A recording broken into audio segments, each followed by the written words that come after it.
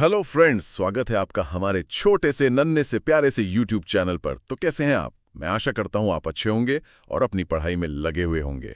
आज हम एक बहुत ही शानदार सेशन करने वाले हैं। हाँ, तो सबसे पहले दोस्तों चैनल को सब्सक्राइब कर लीजिए, वीडियो को लाइक कर दीजिए और नीचे एक प्यारा सा कमेंट जरूर छोड़िएगा। और हाँ, इस क्लास की पीडीएफ डाउनलोड करने के लिए हमारा Telegram channel railway free notes जरूर ज्वाइन करें, जिसका लिंक आपको हमारे YouTube चैनल के डिस्क्रिप्शन में या फिर इसी वीडियो के डिस्क्रिप्शन बॉक्स में मिल जाएगा। तो आज हम प्रकाश, मानव नेत्र तथा रंग बिरंगा संसार पर एक बहुत ही तेज एक मेगा क्विज सेशन करने वाले हैं। बिल्कुल, इसमें हम 75 सबसे जरूरी सवालों को कवर करेंगे।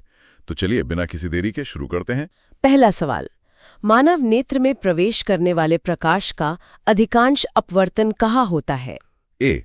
अभिनेत्र लेंस पर, बी. क्रिस्टलीय लेंस पर, सी. कॉर्निया की बाहरी सतह पर या डी. परितारिका पर। इसका सही जवाब है सी. कॉर्निया की बाहरी सतह पर। ज्यादातर लोग सोचते हैं लेंस करता है, पर असल में कॉर्निया ही मेन काम करता है। एकदम सही। अगला सवाल, एक व्यक्ति 50 सेंटीमीटर से अधिक दूर की वस्तुओं को स्पष्ट रूप से नहीं देख सकता। इस दोष को ठीक करने के लिए आवश्यक लेंस की क्षमता क्या होगी? ए -2.0D, बी +2.0D, सी -1.0D, डी +1.0D। ये निकट दृष्टि दोष है, तो इसका उत्तर है ए -2.0D। फॉर्मूला P = 1F लगाकर और F को मीटर में बदलकर ये जवाब आएगा। बिल्कुल। सवाल नंबर 3, जब श्वेत प्रकाश एक प्रिज्म से होकर गुजरता है तो यह अपने घटक रंगों में विभक्त हो जाता है। इसका क्या कारण है? ए. अलग अलग रंगों के प्रकाश की चाल कांच में अलग अलग होती है, बी. प्रकाश का परावर्तन, सी. प्रकाश का विवर्तन, डी. प्रिज्म का पदार्थ। इसका कारण है ए, क्योंकि अलग अलग रंगों की वेवलेंथ अलग होती है तो उनकी स्पीड भी कांच में अलग अलग होती है, जिससे वो अलग अलग एंगल पर मुड़ते हैं। शानदार। चौथा सवाल, मानव नेत्र के रेटिना के संबंध में कौन सा कथन सत्य है? ए. यह प्रकाश संवेदी नहीं है, बी. इसमें केवल शंकु कोशिकाएं होती हैं, सी. यह एक प्रकाश संवेदी स्क्रीन है जिस पर प्रतिबिंब बनता है, डी. यह आंख के सामने स्थित होता है। बहुत आसान, इसका जवाब है सी। यह एक प्रकाश संवेदी स्क्रीन है। जैसे कैमरे में फिल्म होती है, वैसे ही आंख में रेटिना। सही है। पांचवा सवाल, यदि किसी व्यक्ति को पास की वस्तुएं धुंधली दिखाई देती हैं लेकिन दूर की वस्तुएं स्पष्ट दिखाई देती हैं, तो उसे कौन सा दोष है और उसे कैसे ठीक किया जा सकता है? ए. निकट दृष्टि दोष अवतल लेंस, बी. दीर्घ दृष्टि दोष उत्तल लेंस, सी. जरा दूर दृष्टिता द्विफोकसी लेंस, डी. मोतियाबिंद सर्जरी। इसे कहते हैं दीर्घ दृष्टि दोष या हाइपरमेट्रोपिया, और इसे ठीक करने के लिए उत्तल लेंस मतलब कॉन्वेक्स लेंस का इस्तेमाल होता है। तो ऑप्शन बी सही है। अरे एक मिनट, एक स्टूडेंट का बड़ा मजेदार कमेंट आया है। अच्छा, पढ़िए जरा। लिख रहा है, मैम मेरी जीएफ ने मुझे धोखा दे दिया है, अब पढ़ाई में मन नहीं लग रहा, मैं कम बैक कैसे करूं? अरे बेटा, धोखा। असली कमबैक तो पढ़ाई से होता है। इतनी मेहनत करो कि तुम्हारी सफलता का प्रकाश उसके जीवन में पूर्ण आंतरिक परावर्तन मतलब टोटल इंटरनल रिफ्लेक्शन कर दे। चलो अगले सवाल पर फोकस करो। असली पावर किताबों में है। बिल्कुल सही कहा। सवाल नंबर 6, सूर्योदय से कुछ समय पहले ही सूर्य क्यों दिखाई देने लगता है? ए. प्रकाश के प्रकीर्णन के कारण, बी. वायुमंडलीय अपवर्तन के कारण, सी. प्रकाश के पूर्ण आंतरिक परावर्तन के कारण, डी. प्रकाश के विक्षेपण के कारण। ठीक है, तो ये एक ऑप्टिकल इल्यूजन है जो होता है बी, वायुमंडलीय अपवर्तन के कारण। लाइट एटमॉस्फेरिक लेयर से मुड़कर हम तक जल्दी पहुंच जाती है। बहुत बढ़िया। 7वां सवाल, एक सामान्य आंख के लिए अभिनेत्र लेंस की अधिकतम क्षमता लगभग कितनी होती है जब फोकस दूरी 25 सेंटीमीटर हो? A. +4D, B. -4D, C. +25D, D. -25D। ठीक है, तो P = 1F। F को मीटर में बदलेंगे तो 0.25 मीटर। 1 को 0.25 से डिवाइड करने पर आएगा 4। तो सही जवाब है A +4D। एकदम सटीक। 8वां सवाल, तारे टिमटिमाते हैं लेकिन ग्रह नहीं टिमटिमाते, क्यों? ए. तारे ग्रहों से बड़े होते हैं, बी. ग्रहों का अपना प्रकाश नहीं होता, सी तारे बहुत दूर हैं और प्रकाश के बिंदु स्रोत हैं, जबकि ग्रह निकट है और विस्तृत स्रोत है। डी ग्रहों का वायुमंडल होता है। इसका सही जवाब है सी, तारे बहुत दूर हैं पॉइंट सोर्स की तरह, तो जरा सा भी अपवर्तन टिमटिमाना पैदा करता है। ग्रह पास हैं तो वो इफेक्ट कैंसिल हो जाता है। सही है। 9वां सवाल, एक लेंस की क्षमता +1.5 डी है। लेंस की फोकस दूरी क्या होगी? A +1.5 metre, B +0.67 metre, C -1.5 metre, D -0.67 metre. F is equal to 1/P, तो F इज इक्वल टू 1/1.5, यह आएगा लगभग 0.666, जिसे हम कह सकते हैं B + 0.67 मीटर। प्लस साइन का मतलब ये उत्तल लेंस है। बिल्कुल। 10वां सवाल, निकट दृष्टि दोष मायोपिया का संभावित कारण क्या हो सकता है? ए अभिनेत्र लेंस की फोकस दूरी का बहुत अधिक हो जाना, बी नेत्र गोलक का बहुत छोटा हो जाना, सी अभिनेत्र लेंस की वक्रता का अत्यधिक बढ़ जाना, डी पक्षमाभी पेशियों का कमजोर हो जाना। मायोपिया में इमेज रेटिना से पहले बन जाती है। ऐसा तब होता है जब सी अभिनेत्र लेंस की वक्रता बढ़ जाती है या नेत्र गोलक लंबा हो जाता है। तो सी सही है। बहुत अच्छे दोस्तों, 10 सवाल हो गए हैं। अगर मजा आ रहा है और कुछ सीख रहे हो तो जल्दी से लाइक, कमेंट और शेयर कर दो। और हाँ, चैनल को सब्सक्राइब करना मत भूलना ताकि कोई भी क्लास मिस ना हो। चलिए 11वें सवाल पर। यदि दो समतल दर्पण एक दूसरे से 60 डिग्री के कोण पर झुके हों तो उनके बीच रखी वस्तु के कितने प्रतिबिंब बनेंगे? ए 6, बी 5, सी 7, डी अनंत। इसका फॉर्मूला है 360 थीटा 1।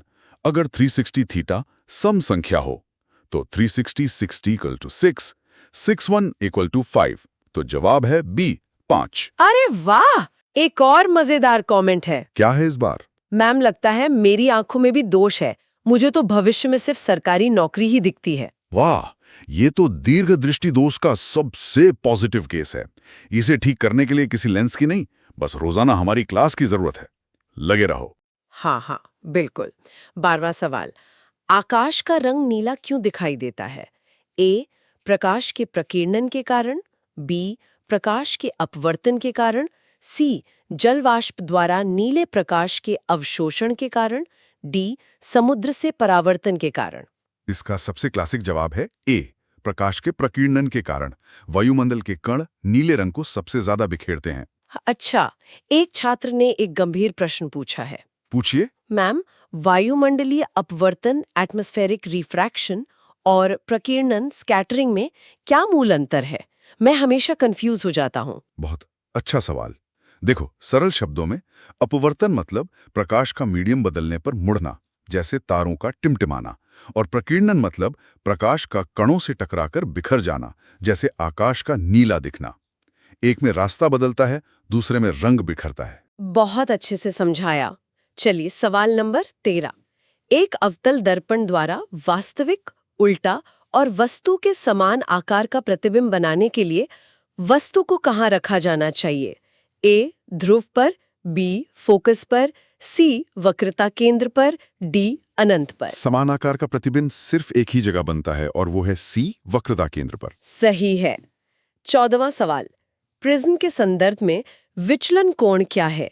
ए आपतित किरण और अपवर्तित किरण के बीच का कोण, बी आपतित किरण की दिशा और निर्गत किरण की दिशा के बीच का कोण, सी दो अपवर्तक सतहों के बीच का कोण, डी परावर्तित किरण और अभिलंब के बीच का कोण। विचलन कोण या एंगल ऑफ डेविएशन होता है बी, आपतित किरण और निर्गत किरण के बीच का एंगल, मतलब लाइट कितना मुड़ी। बिल्कुल। सवाल 15, जब पक्षमाभी पेशियां शिथिल होती हैं तो अभिनेत्र लेंस का क्या होता है?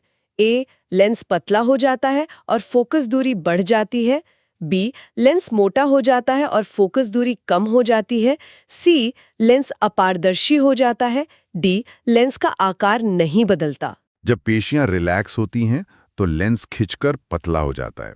इससे फोकस दूरी बढ़ जाती है और हम दूर का देख पाते हैं। तो जवाब है ए। बहुत अच्छे।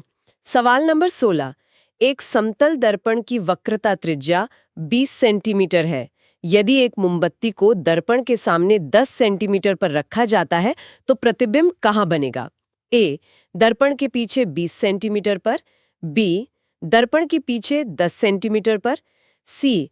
दर्पण के सामने 10 सेंटीमीटर पर, डी. वक्रता केंद्र पर। ये सवाल घुमाने वाला है। समतल दर्पण की वक्रता त्रिज्या और फोकस दूरी अनंत होती है। वस्तु जितनी आगे, प्रतिबिंब उतना ही पीछे। तो जवाब है बी, दर्पण के पीछे 10 सेंटीमीटर पर। हा, एक और मजेदार कमेंट। एक छात्र ने लिखा है, मैम आप इतना तेज पढ़ा रही हैं, मेरी न्यूरॉन्स आपस में टकरा रही हैं। टकराने दो। इसी टक्कर से तो ज्ञान का टिंडल प्रभाव पैदा होगा और सफलता का रास्ता साफ दिखेगा। स्पीड बढ़ाओ, सिलेक्शन पाओ। बिल्कुल। सवाल नंबर 17। बादल आमतौर पर सफेद क्यों दिखाई देते हैं? ए. वे प्रकाश को अवशोषित करते हैं। बी. पानी की बूंदें सभी रंगों के प्रकाश को लगभग समान रूप से प्रकीर्णित करती हैं। सी. वे केवल सफेद प्रकाश को परावर्तित करते हैं। डी. उनमें कोई वर्णक नहीं होता है। आकाश नीला दिखता है क्योंकि छोटे कण नीला रंग बिखेरते हैं, लेकिन बादलों में पानी की बड़ी बूंदें होती हैं जो सभी रंगों को बराबर बिखेरती हैं, इसलिए वो सफेद दिखते हैं। जवाब है बी। बहुत बढ़िया। सवाल 18। दीर्घ दृष्टि दोष को ठीक करने के लिए उत्तल लेंस का उपयोग किया जाता है क्योंकि यह ए. प्रकाश किरणों को अपसरित करता है, बी. प्रकाश किरणों को अभिसरित करता है, सी. आवर्धन बढ़ाता है, डी. रंगीन विपथन को कम करता है। उत्तल लेंस एक कन्वर्जिंग लेंस है। ये किरणों को मोड़कर रेटिना पर फोकस करने में मदद करता है, तो इसका काम है बी, प्रकाश किरणों को अभिसरित करना। सही है। 19वां सवाल। +2.0 डी क्षमता वाले लेंस की फोकस दूरी क्या है? ए. +2.0 m, बी. +0.5 m, सी. -2.0 m, डी.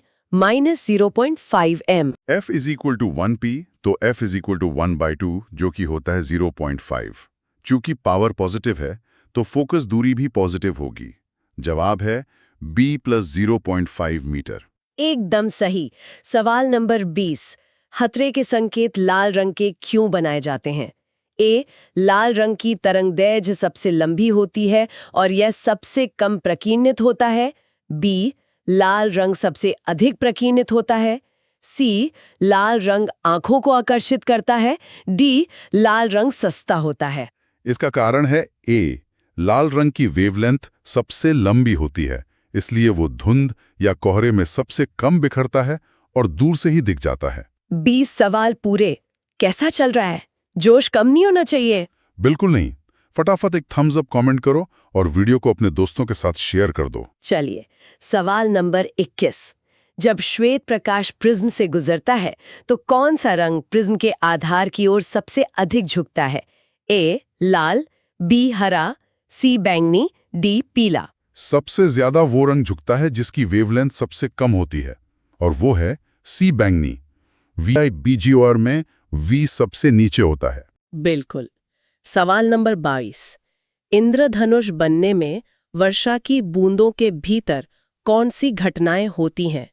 ए. केवल परावर्तन, बी. अपवर्तन, विक्षेपण और पूर्ण आंतरिक परावर्तन, सी. केवल प्रकीर्णन, डी. केवल विक्षेपण। इंद्रधनुष में सब कुछ होता है। लाइट बूंद में घुसती है तो अपवर्तन और विक्षेपण, अंदर टकराती है तो पूर्ण आंतरिक परावर्तन, और फिर बाहर निकलती है तो फिर से अपवर्तन। तो जवाब है बी। बहुत अच्छे। सवाल 23। निकट दृष्टि दोष से पीड़ित एक व्यक्ति का दूर बिंदु 1.2 मीटर है। इस दोष को ठीक करने के लिए किस प्रकार के लेंस की आवश्यकता होगी? ए. अवतल लेंस, बी. उत्तल लेंस, सी. द्विफोकसी लेंस, डी. समतल लेंस। निकट दृष्टि दोष है तो दूर का नहीं दिखता, इसके लिए हमेशा ए. अवतल लेंस का ही इस्तेमाल होता है। सही है।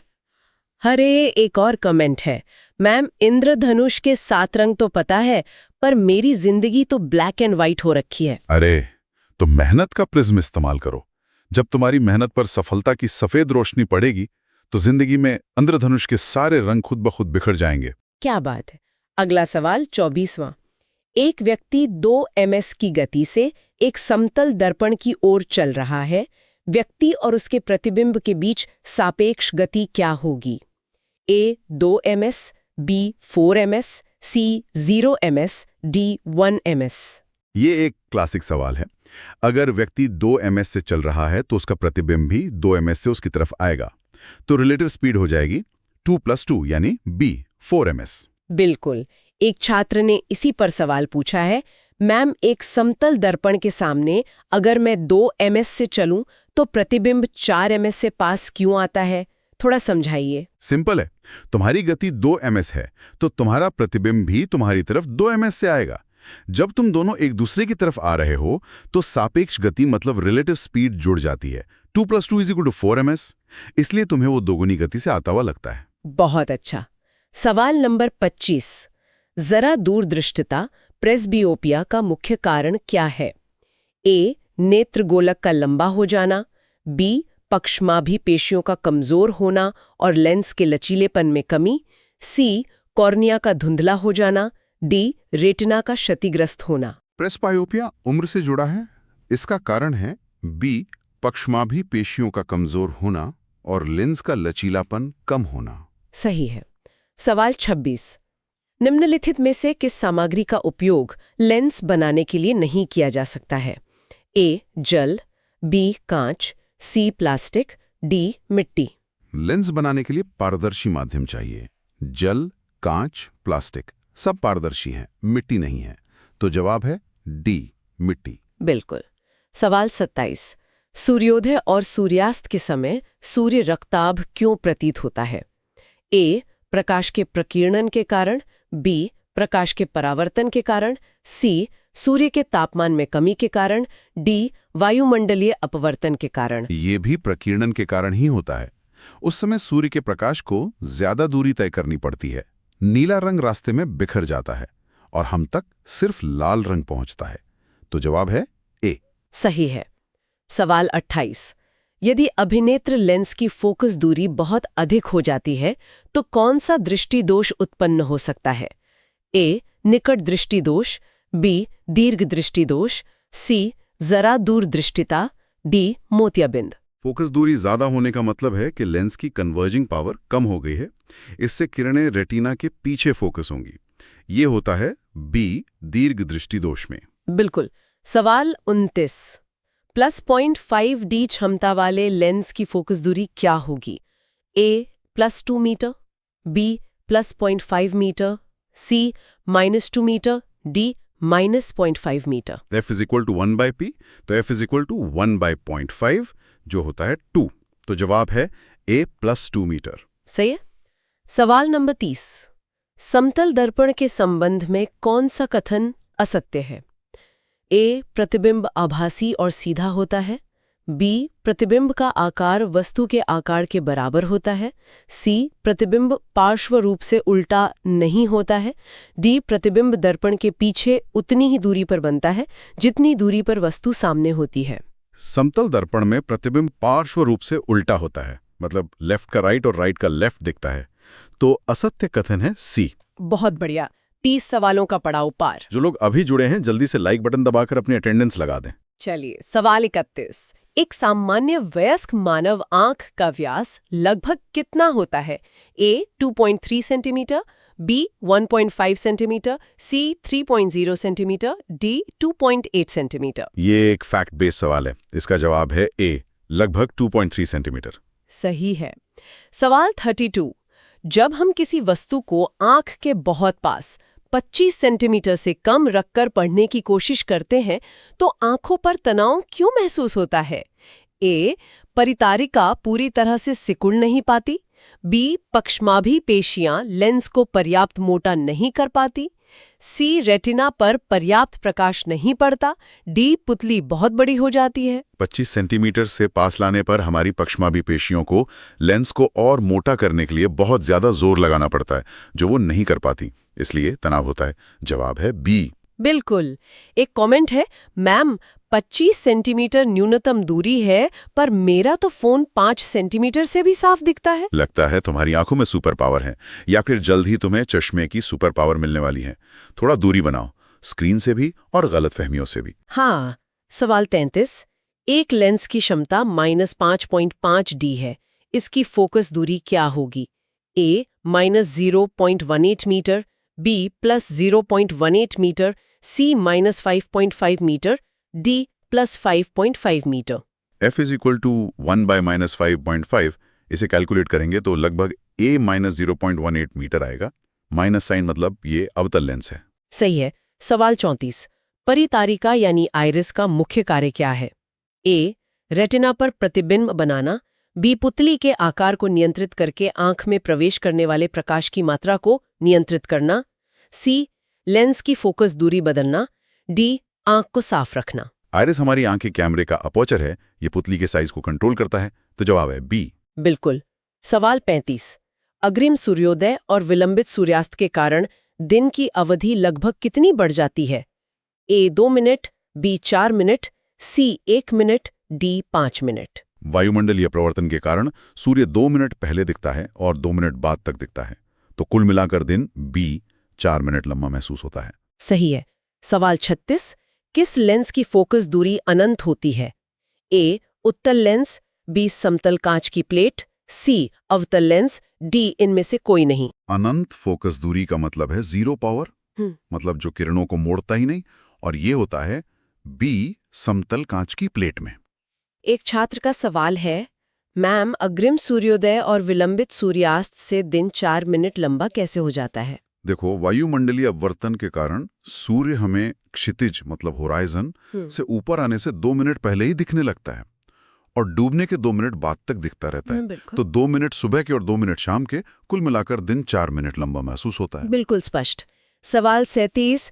इंद्रधनुष देखने के लिए प्रेक्षक की स्थिति क्या होनी चाहिए?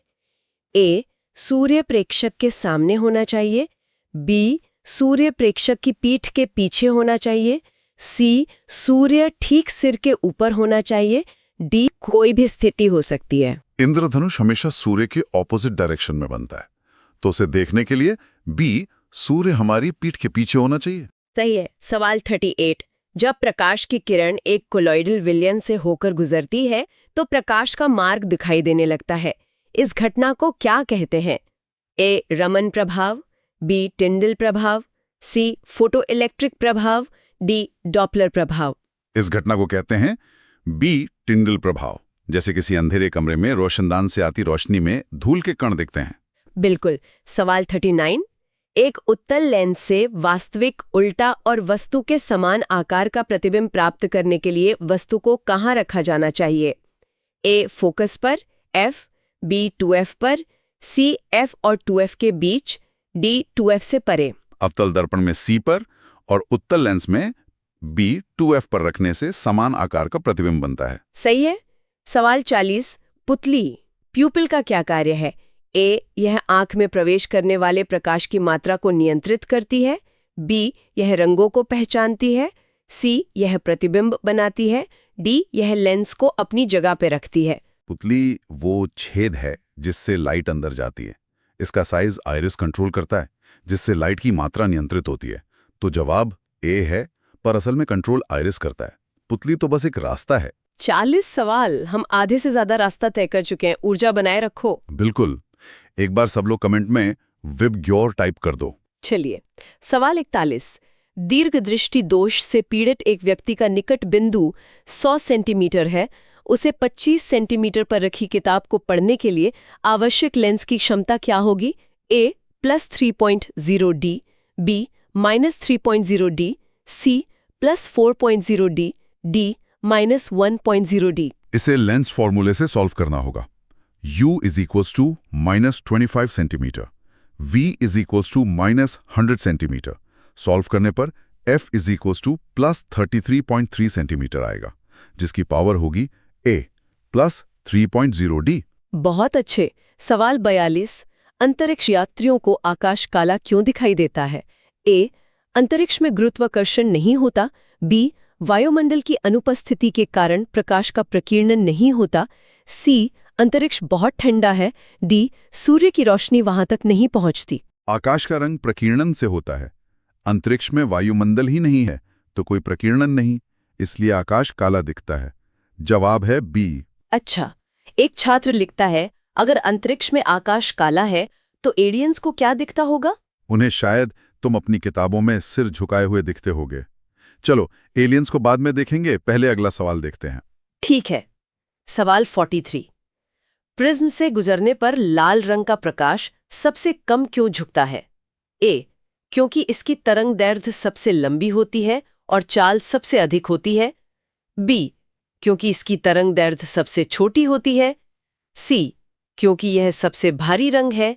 डी, क्योंकि प्रिज्म लाल रंग को अवशोषित कर लेता है। लाल रंग का झुकाव सबसे कम होता है।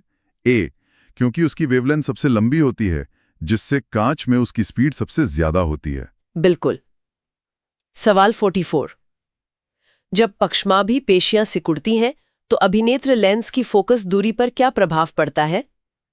ए, फोकस दूरी बढ़ जाती है। बी, फोकस दूरी कम हो जाती है। सी, फोकस दूरी अपरिवर्तित रहती है।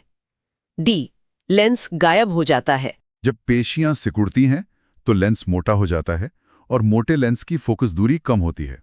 तो जवाब है बी, पास देखने के लिए ऐसा होता है। सही है। सवाल 45। द्विफोकसी बायफोकल लेंस की आवश्यकता किसे होती है? ए, केवल निकट दृष्टि दोष वाले व्यक्ति को। बी, केवल दीर्घ दृष्टि दोष वाले व्यक्ति को। सी, व्यक्ति जिसे निकट दृष्टि और दीर्घ दृष्टि दोनों दोष हों। डी, मोतियाबिंद वाले व्यक्ति को। बाइफोकल लेंस में दोनों तरह के लेंस होते हैं, तो ये उन लोगों के लिए है जिन्हें सी दोनों दोष हों, जो अक्सर प्रेसबायोपिया में होता है। बिल्कुल। सवाल 46। यदि एक 10 सेंटीमीटर लंबी वस्तु को एक समतल दर्पण के सामने रखा जाता है तो उसके प्रतिबिंब की लंबाई क्या होगी? A, 5 centimetre. B, 10 centimetre. C, 20 centimetre. D, 0 centimetre. समतल दर्पण में प्रतिबिंब का आकार वस्तु के आकार के बराबर होता है, तो जवाब है बी, 10 सेंटीमीटर। सही है। सवाल 47। गर्म हवा की परतों और ठंडी हवा की परतों के कारण प्रकाश के मुड़ने से कौन सी घटना होती है, जैसे आग के ऊपर वस्तुओं का हिलना डुलना? ए, प्रकीर्णन। बी, वायुमंडलीय अपवर्तन। सी, पूर्ण आंतरिक परावर्तन। डी, विक्षेपण। ये भी बी, वायुमंडलीय अपवर्तन का ही एक उदाहरण है, बस ये छोटे पैमाने पर हो रहा है। बिल्कुल। एक गंभीर सवाल आया है। मैम, पक्षमाभी पेशियों सिलियरी मसल्स का लेंस की फोकस दूरी से क्या सीधा संबंध है? ये कैसे काम करती हैं? देखो, ये मांसपेशियां लेंस को पकड़ कर रखती हैं। जब ये सिकुड़ती हैं तो लेंस मोटा हो जाता है और फोकस दूरी कम हो जाती है पास देखने के लिए। जब ये शिथिल होती हैं तो लेंस पतला हो जाता है और फोकस दूरी बढ़ जाती है दूर देखने के लिए। इसे ही समंजन क्षमता कहते हैं। बहुत अच्छे से समझाया। सवाल नंबर 48। परावर्तन के नियम के अनुसार आपतन कोण I और परावर्तन कोण R के बीच क्या संबंध है? ए, I छोटा r। बी, I बड़ा R। C, I equals R। D, कोई संबंध नहीं। परावर्तन का दूसरा नियम यही कहता है कि सी आपतन कोण हमेशा परावर्तन कोण के बराबर होता है। I equals R। चाहिए। सवाल 49। आंख में क्रिस्टलीय लेंस का मुख्य कार्य क्या है? ए, प्रकाश को आंख में प्रवेश करने देना। बी, रेटिना पर विभिन्न दूरियों पर स्थित वस्तुओं को फोकसित करने के लिए सूक्ष्म समायोजन करना। सी, आंख का रंग प्रदान करना। डी, आंख को पोषण देना। लेंस का मुख्य काम फाइन ट्यूनिंग है, मतलब बी, रेटिना पर फोकस के लिए सूक्ष्म समायोजन करना। बिल्कुल। 50वां सवाल। प्रकाश की गति के बारे में कौन सा कथन सत्य है? ए, यह सभी माध्यमों में समान होती है। बी, यह सघन माध्यम में तेज होती है। सी, यह निर्वात में सबसे तेज होती है। डी, यह विरल माध्यम में धीमी होती है। प्रकाश की गति सबसे तेज सी, निर्वात में होती है। किसी भी माध्यम में जाने पर यह धीमी हो जाती है। 50 का आंकड़ा पार। शाबाश। जिन्होंने अब तक लाइक नहीं किया, कर दो भाई। ज्ञान बांटने से बढ़ता है तो शेयर भी कर दो। चलिए, सवाल 51। 2 मीटर फोकस दूरी वाले अवतल लेंस की क्षमता क्या होगी? A, plus 0.5 D. B, minus 0.5 D.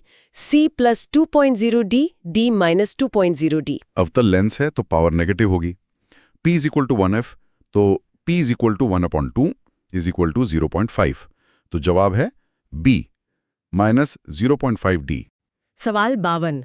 किसी व्यक्ति की आंखों का रंग किस भाग के रंग पर निर्भर करता है? ए, पुतली। बी परितारिका या आयरिस, सी कॉर्निया, डी रेटिना। आंखों का रंग बी परितारिका या आइरिस के पिगमेंट पर निर्भर करता है। एक और कमेंट आया है, मैम मेरी आंखों का रंग तो ब्राउन है, पर रिजल्ट देख के मम्मी की आंखों का रंग लाल हो जाता है। तो इस बार इतनी पढ़ाई करो कि रिजल्ट देखकर उनकी आंखों का रंग खुशी से नीला हो जाए। चलो अगला सवाल। सवाल 53। यदि दो समतल दर्पण एक दूसरे से 90 डिग्री के कोण पर रखे हों तो उनके बीच बने प्रतिबिंबों की संख्या क्या होगी? ए 2, बी 3, सी 4, डी अनंत। 360/90 = 4। ये एक सम संख्या है, तो 4 - 1 = 3। जवाब है बी 3। बिल्कुल। सवाल 54। +4D क्षमता वाले उत्तल लेंस से वस्तु का समान आकार का प्रतिबिंब प्राप्त करने के लिए वस्तु को लेंस से कितनी दूर रखना होगा? ए 25 सेंटीमीटर, बी 50 सेंटीमीटर, सी 40 सेंटीमीटर, डी 100 सेंटीमीटर। पहले फोकस दूरी निकालते हैं। F = 1/4 = 0.25 मीटर, यानी 25 सेंटीमीटर। समान आकार का प्रतिबिंब 2F पर बनता है, तो 2 = 50 सेंटीमीटर। जवाब है बी। बहुत अच्छे। सवाल 55। आंख का कौन सा भाग कैमरे की फिल्म या सेंसर की तरह कार्य करता है? A lens, B cornea, C retina, D पुतली। ये तो पहले भी बात हुई थी। जवाब है सी रेटिना। सही है। सवाल 56। इंद्रधनुष बनने के बारे में कौन सा कथन सत्य है? ए ये हमेशा दोपहर 12 बजे बनता है, बी ये हमेशा सूर्य की दिशा में बनता है, सी यह वर्षा के बाद बनता है जब सूर्य चमक रहा हो, डी ये रात में बनता है। इंद्रधनुष के लिए पानी की बूंदें और सूरज की रोशनी दोनों चाहिए, तो ये सी वर्षा के बाद बनता है जब सूरज चमक रहा हो। बिल्कुल। सवाल 57। यदि किसी व्यक्ति को पास की किताब पढ़ने में सिरदर्द होता है तो उसे संभवतः किस प्रकार के लेंस की आवश्यकता है?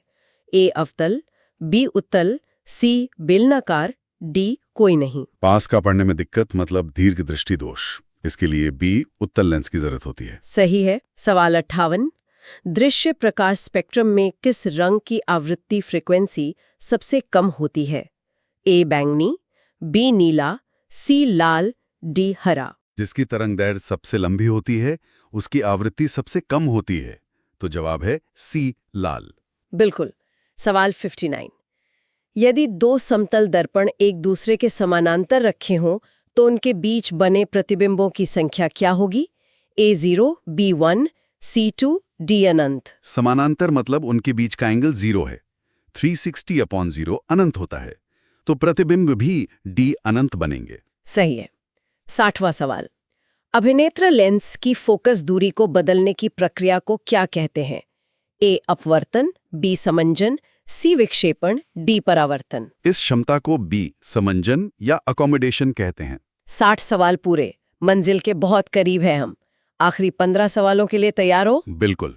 कमेंट में रेडी लिखो सब लोग। एक छात्र का सवाल है, मैम दो समांतर दर्पणों के बीच अनंत प्रतिबिंब क्यों बनते हैं? क्योंकि एक दर्पण में बना प्रतिबिंब दूसरे दर्पण के लिए वस्तु का काम करता है, फिर उसका प्रतिबिंब पहले वाले के लिए वस्तु बन जाता है। ये प्रक्रिया बार बार दोहराई जाती है, जिससे प्रतिबिंबों की एक अंतहीन श्रृंखला बन जाती है। बहुत बढ़िया। सवाल 61। +10 सेंटीमीटर फोकस दूरी वाले उत्तल लेंस के सामने 20 सेंटीमीटर पर रखी वस्तु का प्रतिबिंब कहाँ बनेगा? ए +20 सेंटीमीटर पर वास्तविक और उल्टा, बी +10 सेंटीमीटर पर आभासी और सीधा, सी -20 सेंटीमीटर पर वास्तविक और उल्टा, डी -10 सेंटीमीटर पर आभासी और सीधा। फोकस दूरी 10 सेंटीमीटर है और वस्तु 20 सेंटीमीटर पर है, यानी 2F पर। तो प्रतिबिंब भी दूसरी तरफ 2F पर यानी 20 सेंटीमीटर पर ही बनेगा, और ये वास्तविक और उल्टा होगा। जवाब है ए। सही। सवाल 62।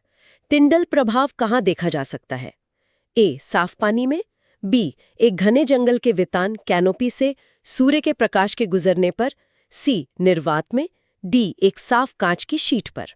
टिंडल प्रभाव कोलॉइडल कणों से होता है, तो उसका अच्छा उदाहरण है बी घने जंगल में, जहां धुंध या कोहरे के कण प्रकाश को बिखेरते हैं। बिल्कुल। सवाल 63। एक व्यक्ति 2 मीटर से अधिक दूर की वस्तुओं को स्पष्ट रूप से नहीं देख सकता, उसके लिए आवश्यक लेंस की प्रकृति क्या होगी? ए अवतल, बी उत्तल, सी समतल, डी द्विफोकसी। 2 मीटर से दूर का नहीं देख सकता मतलब निकट दृष्टि दोष है, तो लेंस लगेगा ए अवतल। एक स्टूडेंट कह रहा है, मैम मुझे तो 2 मीटर दूर बैठा मेरा दोस्त भी साफ नहीं दिखता जब वो एग्जाम में नकल कर रहा होता है। ये निकट दृष्टि दोष नहीं, ये ईमानदारी दोष है। बहुत अच्छी बात है, अपनी मेहनत पर फोकस करो, दोस्त पर नहीं। सवाल 64। तारों की टिमटिमाने के लिए मुख्य रूप से वायुमंडल की कौन सी परतें जिम्मेदार हैं? ए, बदलती घनत्व और तापमान वाली वायुमंडलीय परतें, बी, ओजोन परत, सी, आयनमंडल, डी, समताप मंडल। इसका कारण है ए, अलग अलग घनत्व और तापमान वाली परतें जिनसे अपवर्तन लगातार बदलता रहता है। सही है। सवाल 65। समतल दर्पण के बारे में कौन सा कथन सत्य है? ए, यह हमेशा एक वास्तविक प्रतिबिंब बनाता है, बी, प्रतिबिंब पार्श्व रूप से उल्टा होता है, सी, इसकी फोकस दूरी धनात्मक होती है, डी, यह प्रकाश को अभिसरित करता है। समतल दर्पण आभासी प्रतिबिंब बनाता है, फोकस दूरी अनंत होती है। सत्य कथन है बी, प्रतिबिंब पार्श्व रूप से उल्टा होता है। बिल्कुल। सवाल 66। प्लस 2.5 डी क्षमता वाले लेंस का प्रकार क्या है? ए, अवतल, बी, उत्तल, सी, समतल, डी, बेलनाकार। पावर पॉजिटिव है तो लेंस होगा बी, उत्तल या कन्वर्जिंग। सही है। सवाल 67। जब आप एक अंधेरे कमरे से अचानक तेज धूप में जाते हैं तो आपकी आंखों में क्या परिवर्तन होता है? ए, परितारिका पुतली को सिकोड़ देती है, बी, परितारिका पुतली को फैला देती है, सी, लेंस मोटा हो जाता है, डी, रेटिना सिकुड़ जाता है। तेज रोशनी में कम लाइट चाहिए, इसलिए ए, परितारिका पुतली को छोटा कर देती है। सही। सवाल 68। यदि प्रकाश की कोई किरण समतल दर्पण पर 90 डिग्री पर यानी लंबवत गिरती है तो परावर्तन कोण कितना होगा? ए, 90 डिग्री, बी, 0 डिग्री, सी, 45 डिग्री, डी, 180 डिग्री। अगर किरण लंबवत गिरती है तो वो अभिलंब के साथ 0 डिग्री का कोण बनाती है, तो आपतन कोण 0 डिग्री है, इसलिए परावर्तन कोण भी बी, 0 डिग्री ही होगा। किरण उसी रास्ते वापस लौट जाएगी। बिल्कुल। सवाल 69। जब प्रकाश एक विरल माध्यम से सघन माध्यम में जाता है तो उसकी चाल पर क्या प्रभाव पड़ता है? ए, बढ़ जाती है, बी, घट जाती है, सी, अपरिवर्तित रहती है, डी, शून्य हो जाती है। सघन माध्यम में प्रकाश की चाल बी, घट जाती है। सही है। सवाल 70। एक लेंस का आवर्धन m = +3 है। इसका क्या अर्थ है? ए, प्रतिबिंब वास्तविक उल्टा और 3 गुना बड़ा, बी, प्रतिबिंब आभासी सीधा और 3 गुना बड़ा, सी, प्रतिबिंब वास्तविक सीधा और 3 गुना छोटा है, डी, प्रतिबिंब आभासी उल्टा और 3 गुना बड़ा है। प्लस साइन का मतलब है प्रतिबिंब आभासी और सीधा है, और 3 का मतलब है 3 गुना बड़ा, तो जवाब है बी। आखिरी 5 सवाल। जोश बनाए रखना। बिल्कुल। क्लास खत्म होने के बाद पीडीएफ जरूर डाउनलोड कर लेना। सवाल 71। मानव आंख में अंध बिंदु ब्लाइंड स्पॉट क्या है? ए, रेटिना का सबसे संवेदनशील हिस्सा, बी, वो बिंदु जहां से दृक् तंत्रिका मस्तिष्क में जाती है, सी, आंख का केंद्र, डी, कॉर्निया का एक हिस्सा। अंध बिंदु वो जगह है जहां कोई प्रकाश संवेदी कोशिकाएं नहीं होती। ये बी, वो बिंदु है जहां से ऑप्टिक नर्व निकलती है। बिल्कुल। एक छात्र का सवाल है, मैम अंध बिंदु या ब्लाइंड स्पॉट पर इमेज क्यों नहीं बनती? क्योंकि ये रेटिना का वो बिंदु है जहां से दृक् तंत्रिका मस्तिष्क तक जाती है। इस जगह पर कोई प्रकाश संवेदी कोशिकाएं यानी रॉड्स और कोन्स नहीं होती, इसलिए यहां गिरने वाला प्रकाश सिग्नल में नहीं बदल पाता। बहुत अच्छा। सवाल 72। यदि +1.5 डी और -5.5 डी क्षमता के 2 पतले लेंसों को संपर्क में रखा जाता है तो संयोजन की कुल क्षमता क्या होगी? ए, -4.0 डी, बी, +7.0 डी, सी, +4.0 डी, डी, -7.0 डी। कुल क्षमता बस दोनों को जोड़ने से मिल जाती है। +1.5 और -5.5 को जोड़ेंगे तो आएगा ए, -4.0 डी। सही है। सवाल 73। प्रकाश की प्रकृति के बारे में कौन सा कथन सबसे सटीक है?